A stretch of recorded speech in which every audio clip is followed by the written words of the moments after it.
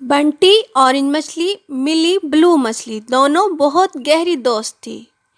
ایک دن دونوں پانی میں بیٹھی ایک دوسرے سے باتیں کر رہی تھی۔ اچانک سمندر میں زوردار دھماکہ ہوا۔ ایک پری بے ہوش حالت میں اوپر سے نیچے آئی۔ دونوں مچھلیاں پری کو دیکھ کر حیران رہ گئیں۔ پہلے تو کچھ دیر وہ پری کو دیکھتی رہیں، انہیں کچھ سمجھ میں نہ آیا۔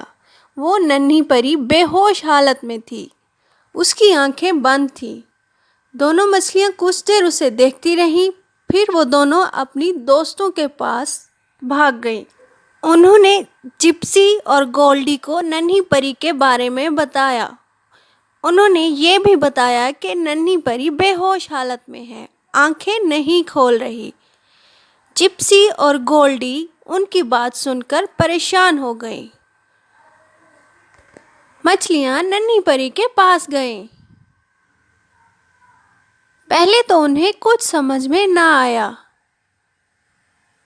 پھر انہوں نے سوچا کہ پہلے پری کو ایک آرام دہ جگہ پر لٹایا جائے۔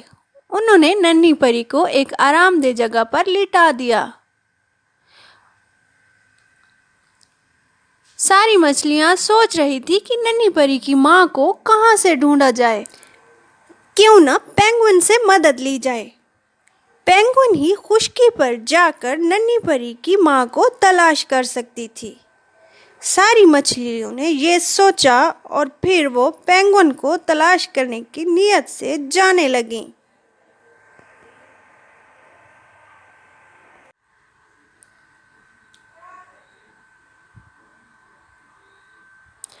مچھلیوں نے پینگوئن کے علاقے میں جا کے پینگوئن کو آواز دی۔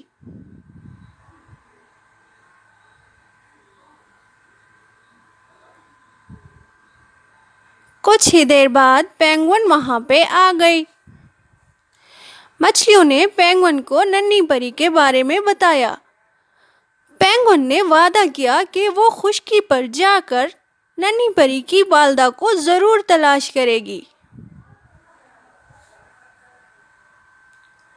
پینگوئن خشکی کی جانب تیرتی ہوئی جا رہی تھی اور وہ ننھی پری کے بارے میں سوچ رہی تھی کہ وہ چھوٹی پری کی والدہ کو کہاں سے تلاش کرے۔ آخر کار پینگوئن خشکی پر پہنچ گئی۔ اس نے دونوں جانب دیکھا اور سوچا کہ کس جانب چلنا چاہیے۔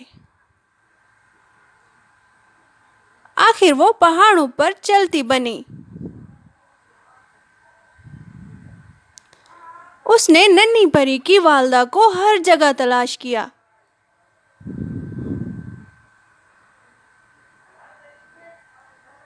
آخر وہ ایک جگہ جا کے رک گئی۔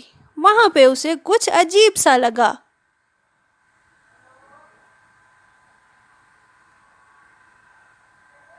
پینگوئن نے اس جانب جانے کا سوچا۔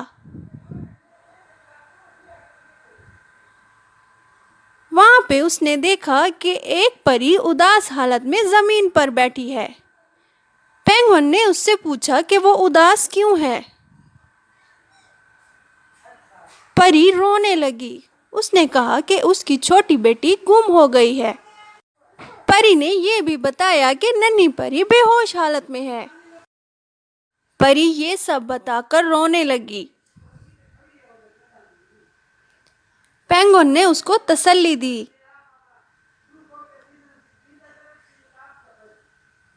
وہاں پہ ساری مچھلیاں پری کے پاس تھیں۔ وہ انتظار کر رہی تھی کہ کب پینگوئن آئے اور ننھی پری کی والدہ کو لے کے آئے۔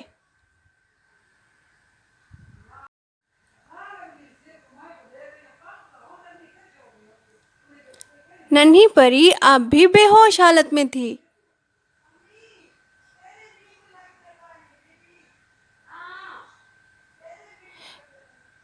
پینگوئن ننھی پری کی ماں کو لے آئی۔ ننھی پری کی ماں نے بتایا کہ اس کی بیٹی پر کسی جادوگر نے جادو کر دیا تھا۔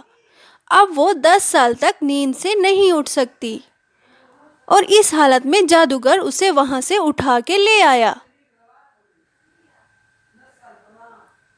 پرستان بولی مجھے کچھ کام ہے، میں اب جاؤں گی۔ ننھی پری کا خیال رکھیے گا، میں اس کی والدہ کو لے آئی ہوں۔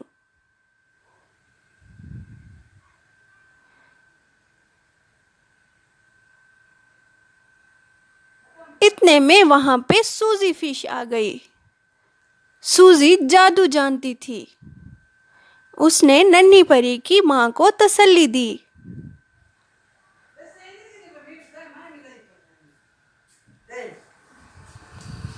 سوزی نے کہا کہ وہ کچھ ایسا دے گی ننھی پری کو کہ کوئی بھی 10 سال تک ننھی پری کو اب نقصان نہیں پہنچا سکے گا جب تک وہ ہوش میں نہیں آ جاتی۔ اس نے ایک رنگ دیا ننھی پری کو۔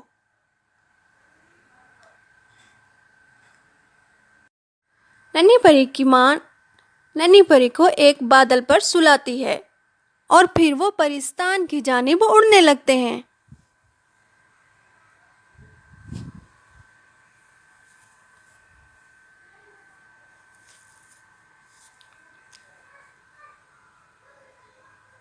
ننھی پری کی ماں اور ننھی پری نے کئی مسافتیں طے کی۔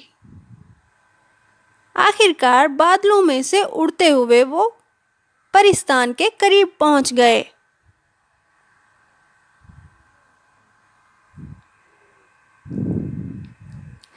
ننھی پری کی ماں اور ننھی پری پرستان پہنچ گئے۔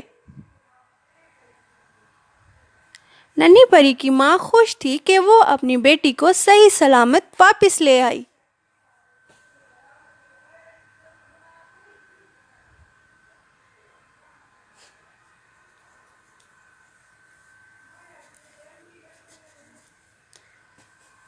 دس سال کے بعد ننھی پری بالکل ٹھیک ہو گئی۔ وہ ایک خوبصورت پری میں تبدیل ہو چکی تھی۔ اب وہ بالکل ٹھیک تھی۔ پورے پرستان میں ایک بڑا جشن منایا گیا جس میں چھوٹی بڑی سبھی پریوں نے شرکت کی۔ ساری پریاں بہت خوش تھیں۔ مچھلیوں کے احسان کو بھی یاد رکھا گیا اور ان کو خوبصورت تحائف بھیجے گئے۔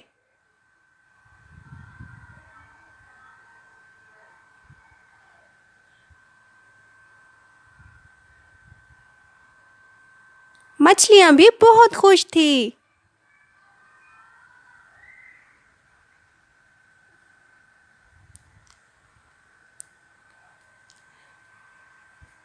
پیارے بچوں، ایسی ہی مزیدار ویڈیوز دیکھنے کے لیے ہمارے چینل کو لائک، شیئر اور سبسکرائب کریں۔